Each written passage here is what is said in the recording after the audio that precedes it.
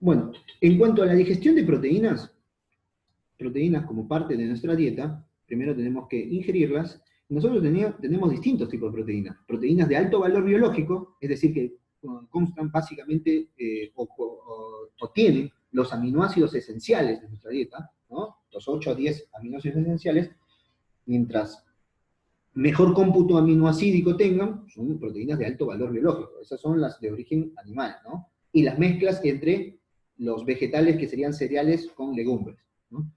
¿Cómo fuese esas proteínas? Esas proteínas hay que hidrolizarlas. ¿Qué quiere decir hidrolizarlas? Digerirlas, convertir las moléculas, las macromoléculas proteicas, en pequeñas moléculas. ¿Cuáles son esas pequeñas moléculas en las cuales hay que convertirlas para poder recién absorberlas? En aminoácidos, ¿bien? En pequeñas moléculas, aminoácidos, ¿bien? Y nosotros tenemos 20 aminoácidos que son proteicos, ¿bien? Que son, que todos están en configuración L. Bueno, o sea, hay que convertir toda esa proteína, esa macromolécula, en aminoácidos. ¿Dónde ocurre la primera digestión? En la boca no hay digestión de proteínas, ¿bien? Entonces acá pasa el pedazo de carne, el pedazo de pollo, el pedazo de lo que fuese, acá nada, se forma el bolo alimenticio, no hay digestión de proteínas. Pero llega al estómago y empieza la primera digestión de las proteínas. ¿Dónde se da la primera digestión de las proteínas? A nivel del estómago. ¿Mediante qué enzima se digiere en el estómago? Acá dice pepsina, pero antes de ser pepsina es en realidad pepsinógeno. Ah, profe, ¿qué cosa es el pepsinógeno? Es un simógeno.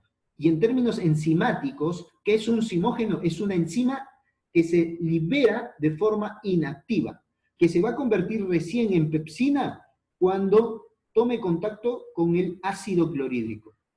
Pregunta de examen. ¿Quién activa el pepsinógeno y lo convierte en pepsina? El ácido clorhídrico. ¿Bien?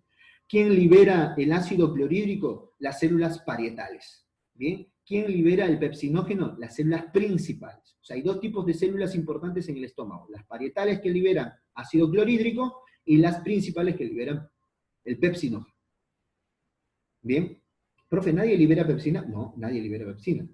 En realidad la pepsina se activa en el estómago. Bueno, como fuese, la pepsina ya es la enzima de forma activa, que va a degradar ¿qué cosa? La cadena polipeptídica, y la va a cortar internamente. Ah, profe, o sea, ¿lo corta por dentro? Sí, lo corta por dentro. ¿No lo corta en los extremos? No, no lo corta en los extremos.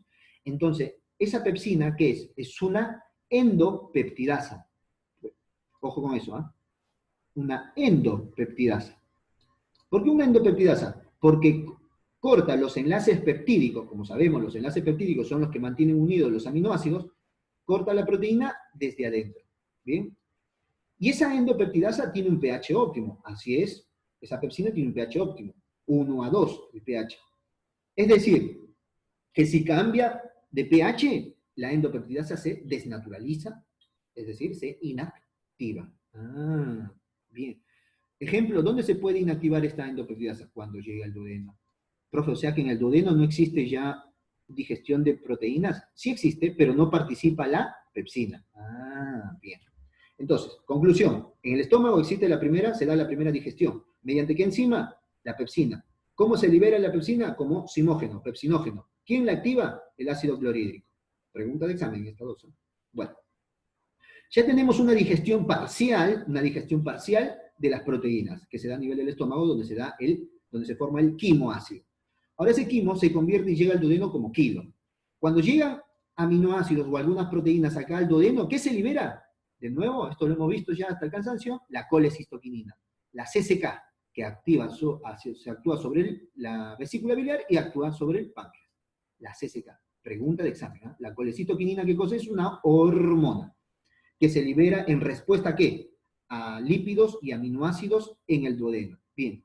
¿Qué hace la colecitoquinina? Le dice al páncreas, hay comida, hay proteína, listo. Empezá a liberar enzimas. En este caso el páncreas, para la digestión de proteína, va a liberar una enzima de forma inactiva. Se llama tripsinógeno. Tripsinógeno. ¿Qué es el tripsinógeno? Una enzima inactiva. ¿Cómo se llama esa enzima inactiva? Simógeno. Ah, ya tenemos dos simógenos. Ese tripsinógeno también va a cortar proteínas desde los enlaces internos. Ah, o sea que ese simógeno también, ¿qué cosa es? Es una endopeptidasa. Ah, también es una endopeptidasa, profe. Ahora sí ya me va quedando claro. Bueno, ¿qué más libera el páncreas? Las carboxipeptidasas. ¿Bien? Carboxipeptidasas o exopeptidasas en general, ¿bien? Se llaman exopeptidasas. Profe, ¿qué son las exopeptidasas? Son enzimas que van a hidrolizar los enlaces peptídicos desde los extremos. Tenemos exopeptidasas como aminopeptidasas y carboxipeptidasas, que van a cortar desde el extremo amino y que van a hidrolizar o cortar desde el extremo carboxilo. ¿Bien? Todo eso lo hace el jugo pancreático, que tiene esas enzimas. Bien, bien, bien. Listo. Una vez que se libera de forma inactiva, profe, ¿pero quién le activa el tripsinógeno? Porque usted me enseñó que en el estómago el pepsinógeno se activa a pepsina gracias al ácido clorhídrico. Y acá el tripsinógeno, ¿cómo se activa? Y formamos tripsina. ¿Cómo vamos a formar esta tripsina? Ah, muy bien, muy buena pregunta. Esto incluso ha sido pregunta de examen. Bien. El tripsinógeno, cuando está acá, una vez que libera el páncreas, libera tripsinógeno. El tripsinógeno, se va a convertir en el intestino en tripsina. Pregunta de examen. ¿Quién activa el tripsinógeno tripsina? Se llama la enteropeptidasa o enteroquinasa. En realidad el término correcto es enteropeptidasa porque es más apropiado, porque lo que hace es convertir al tripsinógeno en tripsina, cortándole los extremos. ¿Ya? Se denomina enteropeptidasa. Pregunta de examen. ¿Dónde está la enteropeptidasa? Acá. En el borde del cepillo de la célula intestinal. O sea, está en el intestino. ¿Bien? Así como el intestino tenía disacaridasas, bueno, la enteropeptidasa está también en el borde, en cepillo o la chapa estriada del intestino, enteropeptidasa. ¿Qué hace la enteropeptidasa? Activa el tripsinógeno en tripsina. Ahora sí, la tripsina puede degradar toda la proteína, ¿bien? Haciendo más cortes de los enlaces peptídicos internos, endopeptidasa. ¿Eh? Profe, entonces ya está. Ya hizo cortes acá. Hizo hidrólisis en el estómago. Hizo hidrólisis en el duodeno. Producto final de la digestión de proteínas. Producto final de la digestión de proteínas. ¿Bien? Vamos a tener aminoácidos por un lado.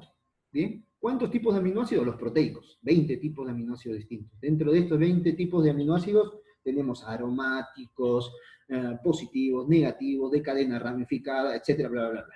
Como fuese. La mayoría, chicos, la mayoría se va a absorber. Ojo, no todos, ¿ah?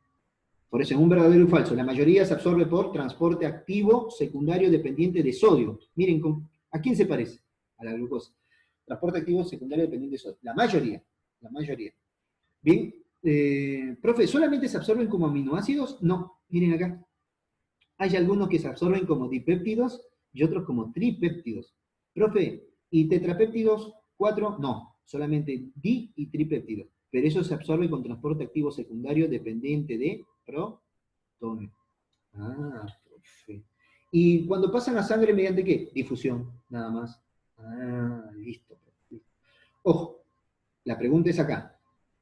¿Cómo se absorben los aminoácidos? Generalmente, o principalmente, como transporte activo secundario dependiente de sodio. ¿Bien? Después de ahí pasa a sangre y se forma lo que conocemos como pool de aminoácidos. Que después de acá los aminoácidos van a tomar distintas rutas, ¿no? Van a ir para la síntesis de proteína, a distintos tejidos, se van a metabolizar en el hígado.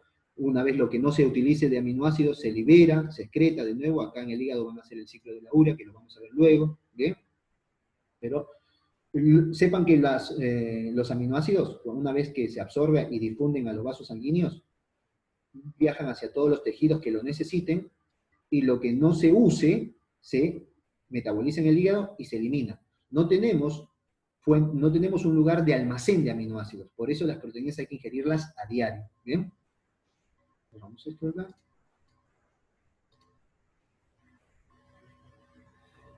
Así. Bueno, acá está. ¿Bien? Transporte activo sodio dependiente 75%. ¿Bien? 75%. ¿Bien? De absorción. Nada más, difusión facilitada y terminó. vamos a hacer un resumen acá, que es lo más importante, de enzimas de la digestión de proteínas. ¿Bien? Enzimas de la digestión.